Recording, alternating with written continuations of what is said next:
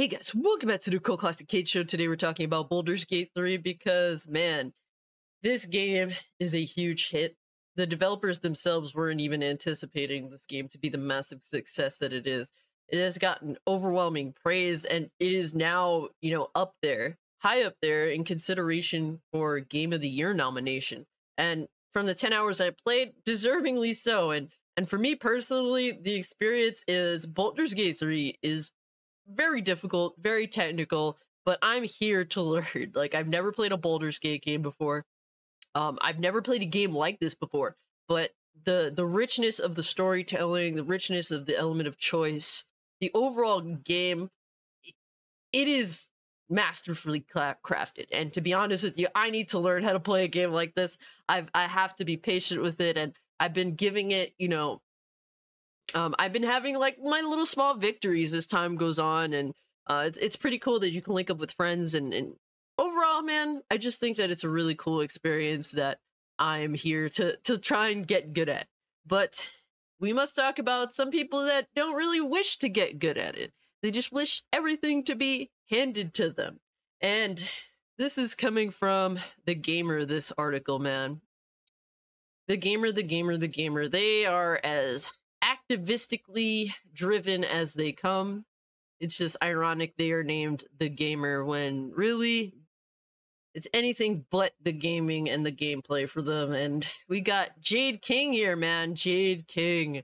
What an interesting individual. Let's see Jade King's most requested thing that they would like in Baldur's Gate, all right? And Jade King here says, Baldur's Gate 3 should let you give your characters magical top surgery scars. Yes, so basically give your character breast scars of basically women having removed their breasts. That's kind of a weird obsession, a weird fetish in modern day. They say, pretty please, Larian Studios. So yes, that's their biggest concern right now. Instead of, getting good at the game. And Jade King's also their biggest thing that they want to discuss in regards to Baldur's Gate 3 and really any game is queer representation. If you were just as concerned with actually, learning the mechanics of the game, Jade King, as you are about queer representation, I think that you would be an absolute beast at Baldur's Gate 3. But instead of actually getting good, Jade King here says Baldur's Gate 3's weakest element is the unforgiving combat. And they said, I'm here for a good time, not a hard time. And mind you, the combat from what I played is damn solid, given I'm trash at it. But I'm here to get good. But Jade King's here to whine and complain about how the game won't simply let them let me win. That's what Jade King wants. Let me win. Freaking what a clown. But they go on to say Baldur's Gate 3 is the biggest hit, is a bigger hit than anyone could have ever imagined. Even Larian Studios was blown away by the reception as it planned for 100,000 concurrent players. It was greeted by a whopping 800,000. People love this game, many of whom hail from the established D&D circles or happen to be experiencing an RPG like this for the very first time. Either way, it's doing gangbusters, and the video game industry will take notice very quickly. While I'm only 15 hours or so into my own adventure, I'm also loving it. There are countless places to discover and myriad decisions to make, with all impact every part of my unfolding adventure. It's wildly liberating, defined by a sense of freedom that few in the genre can match, and make it feel like you aren't just killing time. However, not all elements of Baldur's Gate 3 are created equal, with combat being the weakest of the lot. And guys, from what I played thus far, and take it from someone that's never played the game, there's nothing wrong with the combat. There's nothing mechanically wrong with the combat that I've encountered. The only issue I encountered was when playing co-op with my brother and one of my friends. Me and my brother were both trying to lockpick a chest, and I had unlocked it, and unfortunately, I guess it glitched in a way that it didn't unlock because my brother was also trying to lockpick it simultaneously. So I wish it would allow us to like take turns. And another issue too is apparently you have to wait for your teammate to finish selling their stuff if you're at like a you know, if you walk to a shop and you want to sell some stuff, apparently you have to take turns. You can't just all do that simultaneously. And I think that that's silly. Should just let everyone sell their stuff at the same time so we're not waiting around for everyone else. Just a thought. But there's literally nothing wrong with the combat. This individual is just upset that the combat is too difficult for them. But let us continue. They've said, I've already made it clear that I've embraced the approachable arms of narrative difficulty. So they want journalist difficulty in all of their games, which removes the potential for multi-class disciplines and makes the majority of big combat encounters a cakewalk. You still need to heal, deal damage, and manage all your party members effectively, but there is a far smaller risk of death and having to reload the save you haven't updated for the past several hours. Yes, I'm not a very clever gamer. Clearly not. Especially when you don't challenge yourself, Jade. To be blunt, I came to Baldur's Gate 3 for the wonders of exploration and nuanced bonds I'd come to form with all these party members. Combat was always destined to play second fiddle. Given my inexperience with Dungeons & Dragons and all the complications involved with defeating enemies and navigating environments without immediately biting the dust. I didn't come to Baldur's Gate 3 for high fantasy XCOM, but it's serving it regardless. And here's the thing, Jade King, the gamer, nobody cares what you want in the game. This is what the developers gave you, and you could simply live up to the challenge, or the game perhaps just isn't for you. You're going to have to actually understand the mechanics of the game in order to progress. That's kind of the point. They basically, you know, give you a lot to be able to handle combat. There's an insane amount of things you could do during a combat-focused scenario.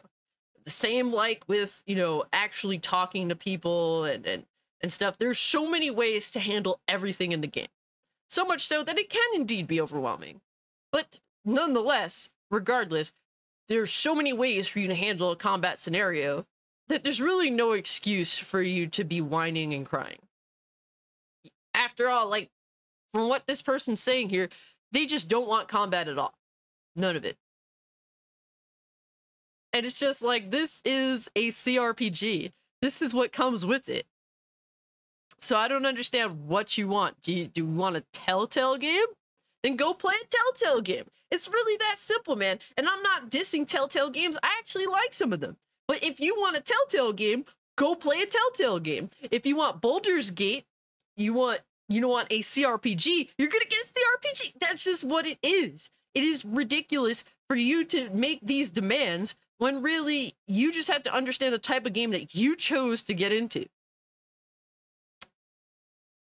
They continue. Walk into a combat encounter unprepared, or one you maybe didn't even realize existed until you stumble into its clutches. And there is a solid chance a horde of powerful foes obliterate your party without so much as a chance to respond.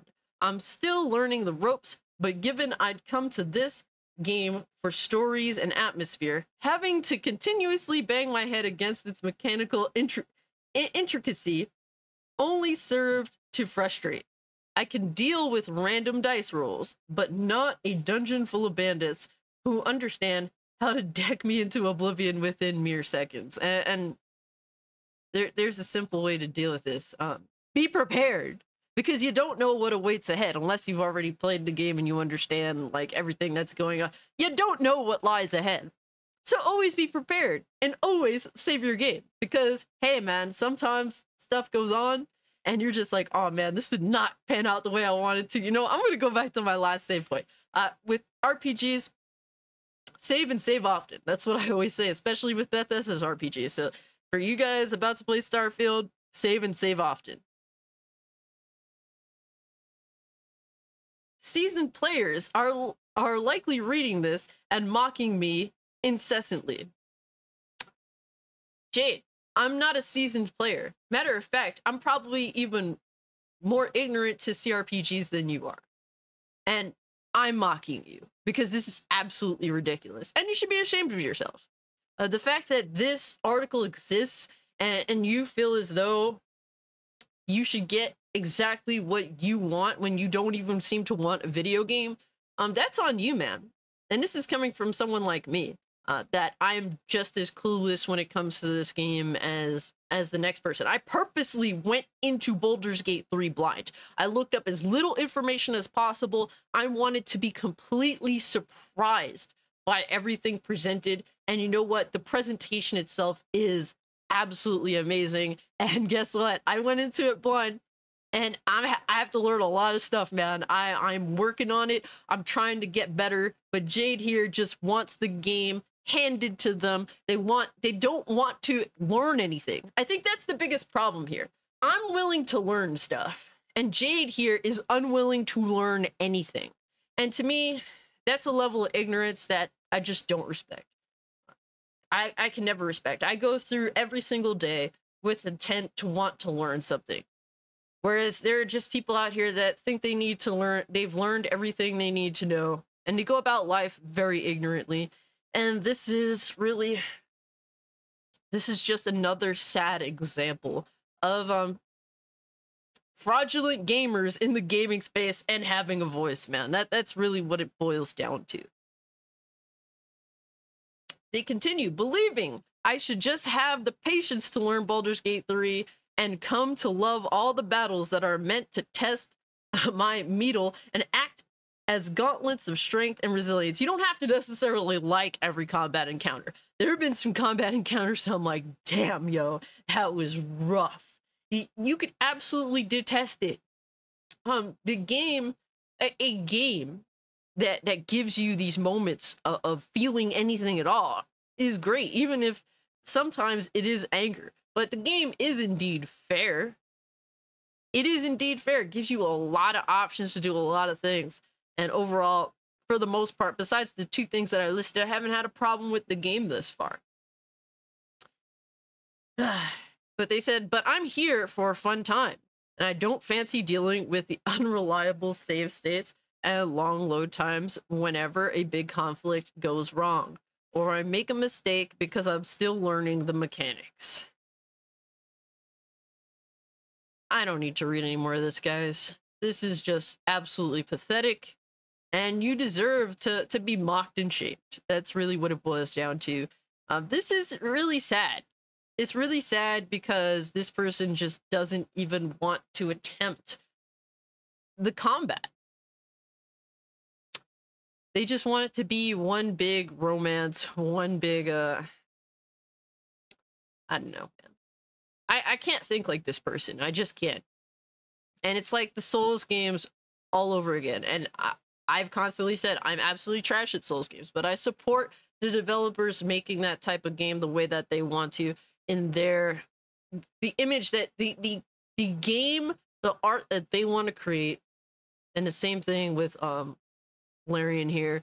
They made this game and it brings forth a challenge that is very depthful and that should make the gamer that's interested in playing the game want to rise to meet the occasion. And mind you, Baldur's Gate 3 has like 3 difficulty options. So they definitely do their best to try and accommodate everyone. But if you're not here to at least try, then just don't be here. Go play a Telltale game. That's all I really have to say about that. But yeah, guys, let me know what you think about this. If you can, like the video, share the video, subscribe to the channel. Follow me over on Twitter or Kick if you'd like to continue the conversation. So close to 150 followers on Kick. So if you haven't made a Kick account, it's just like Twitch. You know, it's starting out, you know, and it's really awesome. I enjoy streaming on there. I do not stream on Twitch. I only stream on Kick. And when, you know, in comparison to, you know, I'm never going back to Twitch, guys. Let's just make it completely open. I'm never going back to Twitch. Kick is where it's at, so I'm there, almost at 150 followers. So if you haven't considered making a Kick account, because you're missing out on a lot of content there, and you know, if you do have a Kick account already, please make sure to follow me so you know we can hang out. and just have fun, man. That's what it's all about. I actually streamed Baldur's Gate 3 a couple of times on Kick, and we'll definitely be continuing to do that in the future. You know, subscribe to the channel, guys. And yeah, with all that being said, I'm out. Peace.